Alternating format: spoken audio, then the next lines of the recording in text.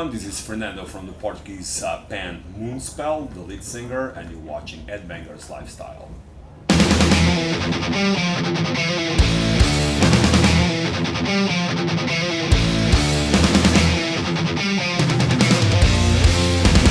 Well, we started off messing around with bands in '89 actually, but it was just a lot of noise. But we felt that the Portuguese scene, even though there was metal bands before us, didn't have a band or a style that could, be up to date with the underground times. At the time, we were not musicians.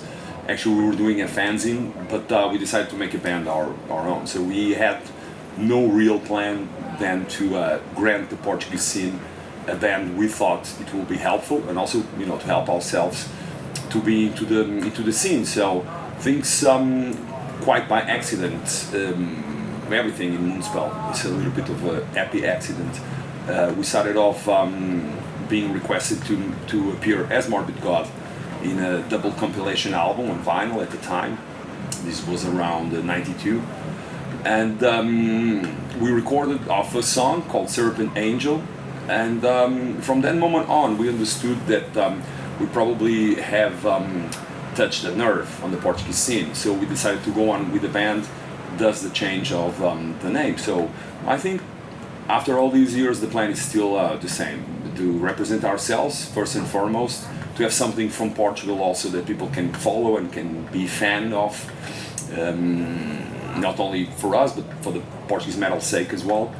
And then we just, especially coming from Portugal, we always been probably a little bit better than the other bands to grab the opportunities and to work hard for them. So we make our plan as we go, but the plan is to stay together, to make music that still, touches people in a way. And with the last album, after so many albums, after so many years, people were touched by it.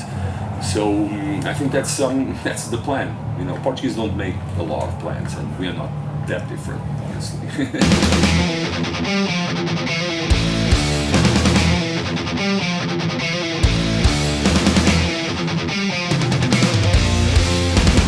Well, Portugal was always not the hot place for rock or metal. Even though we had an underground scene, it wasn't really going anywhere. So we couldn't really take the example of any Portuguese band before us. Not because they were good or bad, but because they were not doing what we thought we would do. So they were not really an influence, and especially in the way of working. I think the criticism I make to the Portuguese scene back then was that everybody wanted to be the next Sepultura, or the Portuguese Sepultura, or the Portuguese Iron Maiden, or the Portuguese Paradise Lost bands, which were quite big in Portugal. And we wanted to go, between the lines. We wanted to do something underground. It sounded like Bathory and Celtic Frost, and Typo Negative, and dark and gothic and monumental. And there was not really someone doing like this in Portugal. So we kind of, as we were pen pals with a lot of people from the underground scene, bands that are playing now, like Amon Mart or Tiamat, or just to make a rhyme, Samael. We knew of all these bands, and we kind of end up in the same label as them, Century Media, because we knew where to look.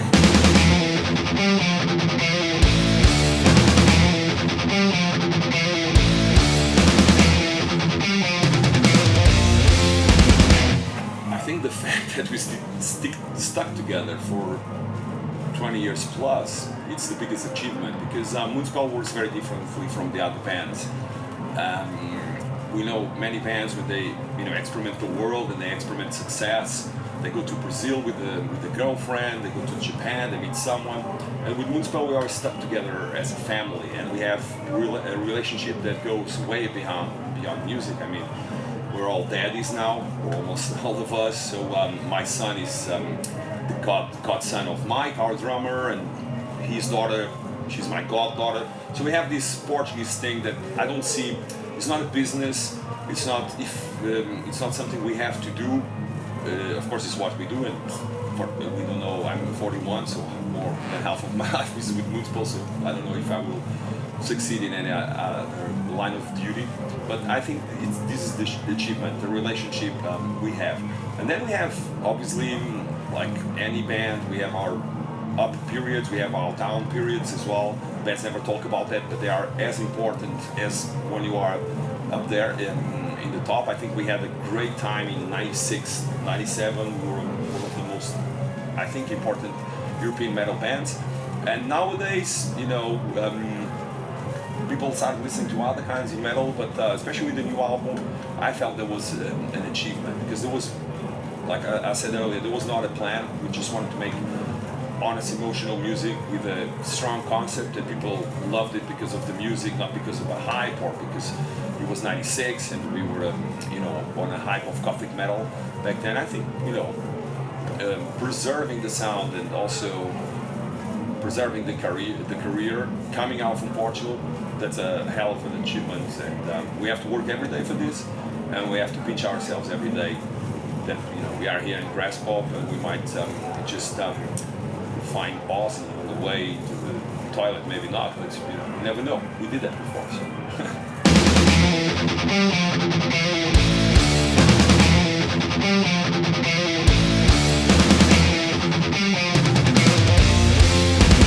Yeah, we try to get involved, and also I was a couple of times like a guest teacher in a school of performative arts, and they study music, they study music business, they study sound.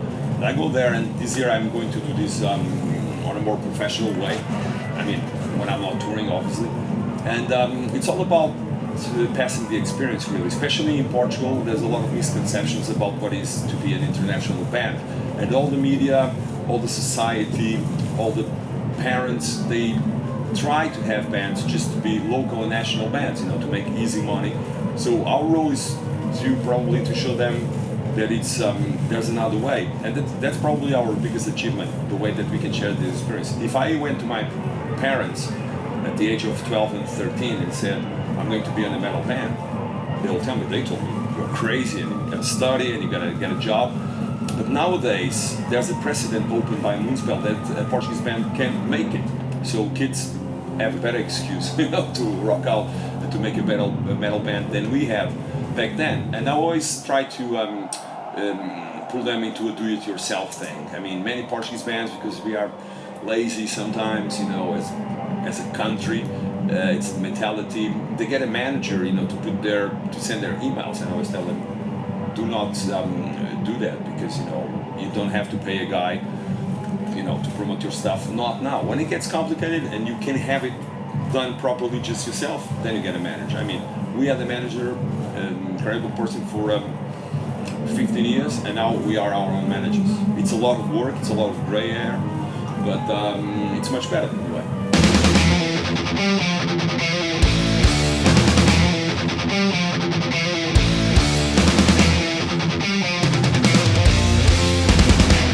Indeed, it's high time, and we are recording a DVD in Portugal in the end of August to be out on 2017, because our only DVD, and shame on us, it's more than 10 years ago, and already that DVD had a lot of problems with the ex-members and the rights and everything, so it came out already outdated in a way. So I have to say, sometimes we get so involved in making music and making new stuff and new lyrics, because that's what keeps musicians alive.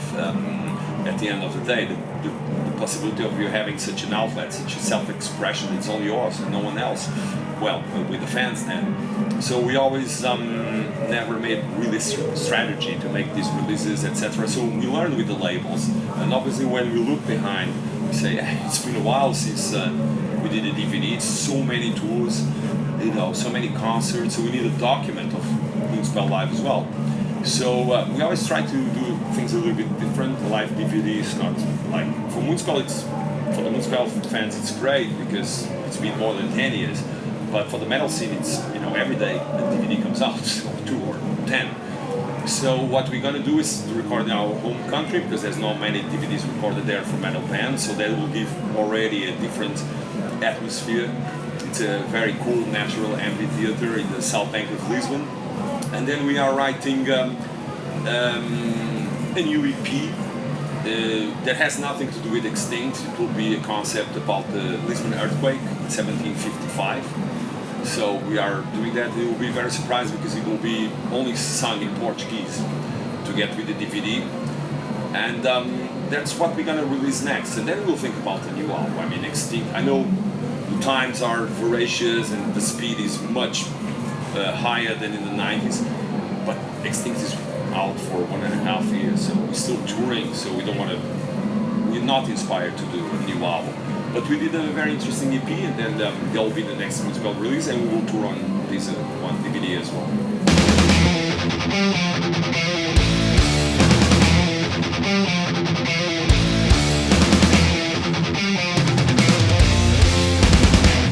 On my musical wish list, there's a lot of stuff. Obviously, working with some people, you know, not only from the metal scene, but also from the Gothic scene, the Amanda Galas, Murphy, people like this have inspired us. And we had also the crazy idea of doing something completely in Portuguese. So we're doing this with the EP, and it might eventually, you never know, depends on the impact, because, you know, I love this band Solstaf here, and they sing in Icelandic, so it's not like I understand the lyrics, but I love the atmosphere, so kind of looking for a vibe like this as well. And I'm not too crazy, you know, about playing with an orchestra. We did it already for Extinct, but not with the Western orchestra. We did it with the Turkish orchestra. I think it was, in our opinion, way more interesting. But things are happening, you know. The musical wish list and what we want to do is being, you know, scratched out. Personally, I want to make an album about witches, just about witches, and let's see if we make this as an EP or LP, but that's a wild idea. And also probably, you know, to work when Moonspell is not strong anymore, to work with some people in some piano and vocal kind of stuff like Nick Cave and stuff like that. I really like that stuff, and I see a little bit of my future there, you know, because you never know if we are going to take more 10 years or 20 years. You don't know, but the way I feel it is that probably, you know, it's great when it's powerful, but I wouldn't like to be that kind of band that go on stage and people like, oh, these guys again. So we always have to keep our mind open to play.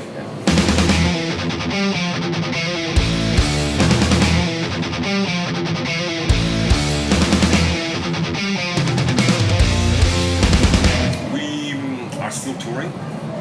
We're still going to be around your area soon on the metal meeting in Eindhoven. That'll be the last show for our year. These were busy years. Thanks to you guys. The response to Extinct was overwhelming. We were not even expecting it. I mean, many albums, many polemic. Should we go lighter? Should we go faster? Should we go harder? And I think music united us, and we're very, very happy and very thankful to you, the Moonspell band.